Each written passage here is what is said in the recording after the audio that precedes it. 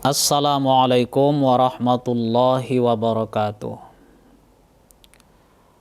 Alhamdulillahillazi ja'alana minal muslimin wa afhamana min ulubiddin.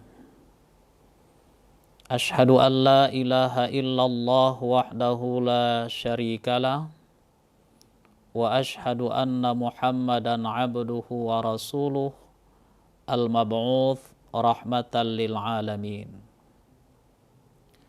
Allahumma salli wa sallim ala sayyidina Muhammad wa ala alihi wa ashabihil mujahidin at-tahirin. Pemirsa, para shaimin dan shaimat yang berbahagia, Allah berfirman dalam surah Al-Baqarah ayat 222. Innallaha yuhibbut tawwabin wa yuhibbul mutatahhirin. Sesungguhnya Allah menyukai orang-orang yang bertaubat dan orang-orang yang mensucikan diri. Ada dua kelompok orang dalam ayat ini yang disukai, yang dicintai Allah Subhanahu wa ta'ala.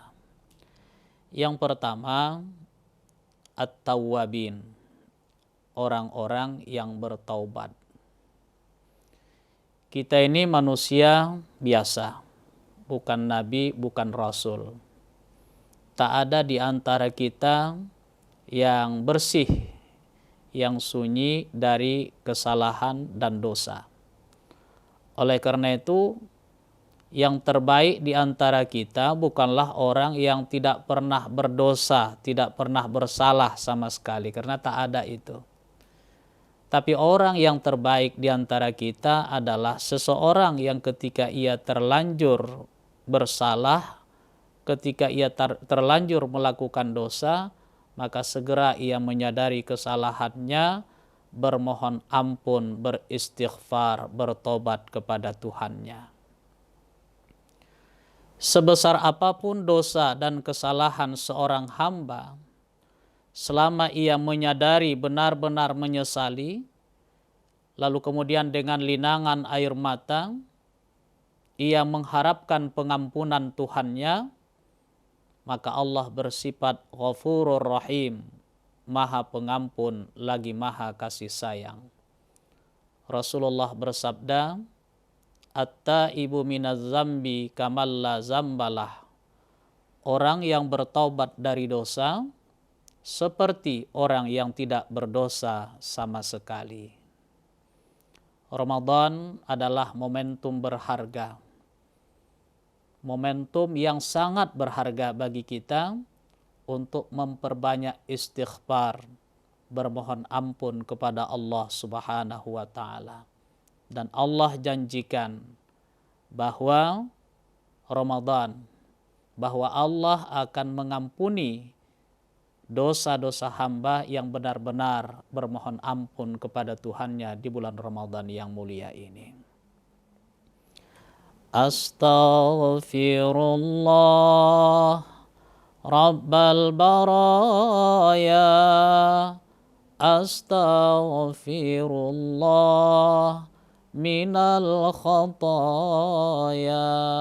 Aku bermohon ampun kepada Allah Tuhan manusia.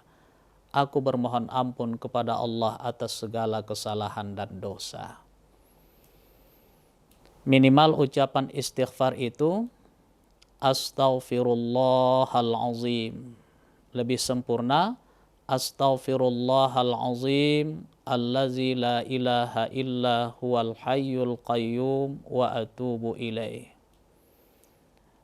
Ada lagi namanya Sayyidul Istighfar, induk dari istighfar.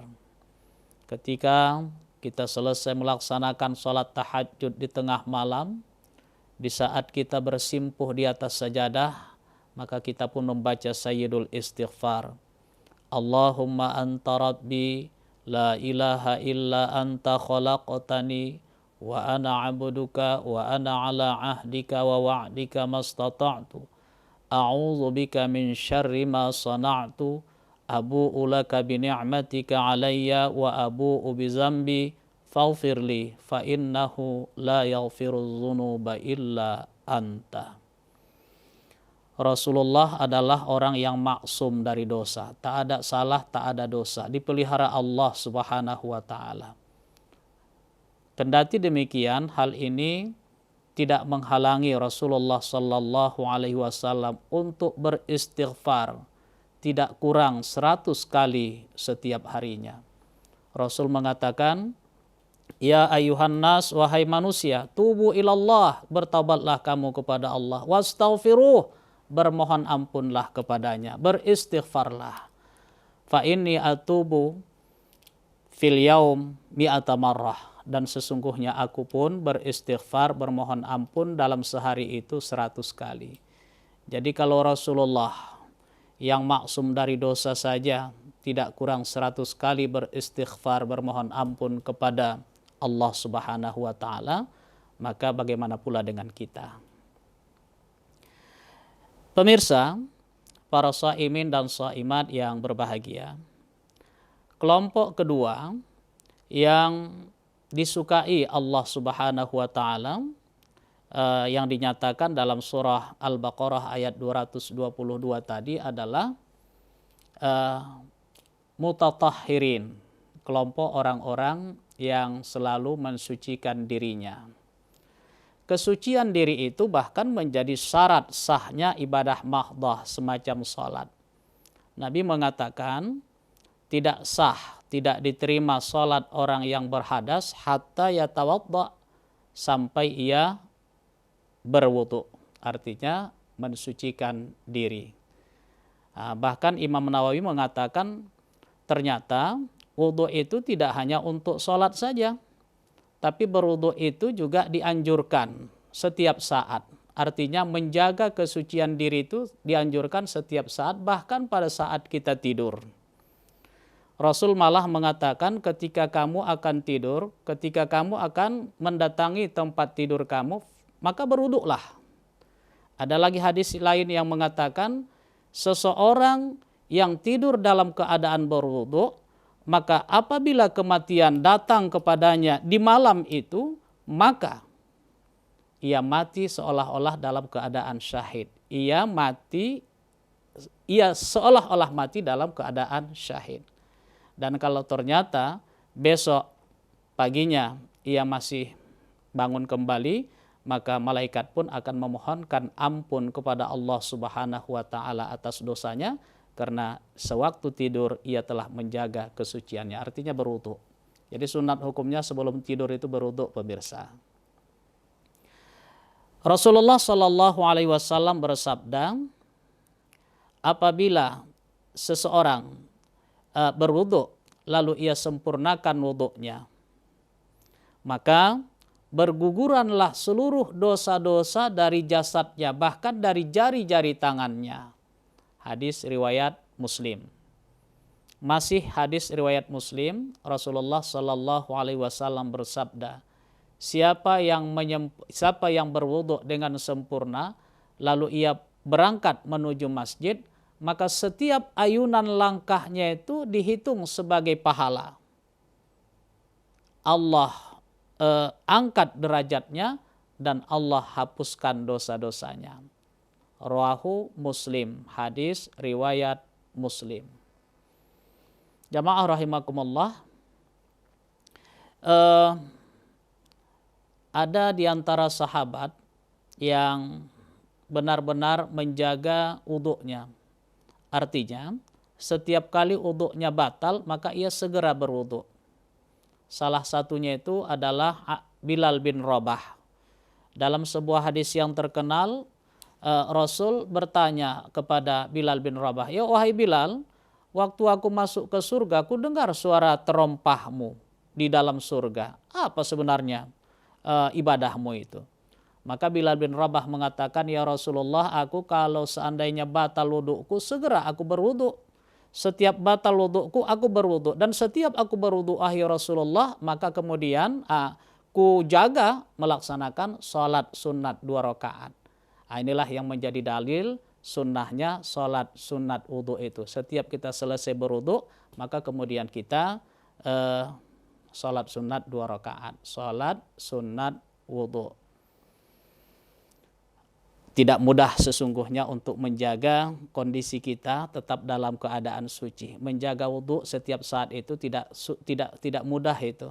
Sehingga Rasulullah mengatakan yang bisa terus-menerus menjaga wudhunya itu hanyalah orang-orang yang imannya iman sejati.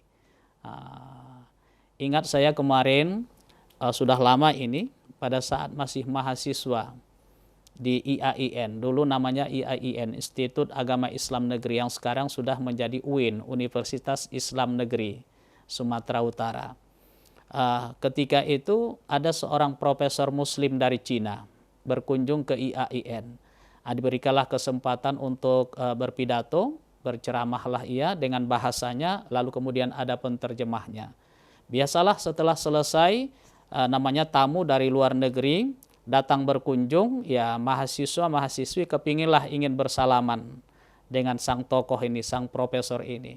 Tapi rupanya begitu selesai ceramahnya sang profesor muslim dari Cina tadi, protokol langsung mengantisipasi. Kepada para mahasiswi, kami minta untuk tidak bersalaman dengan profesor kita, karena profesor kita ini selalu menjaga wudhunya. Wah, hebat itu.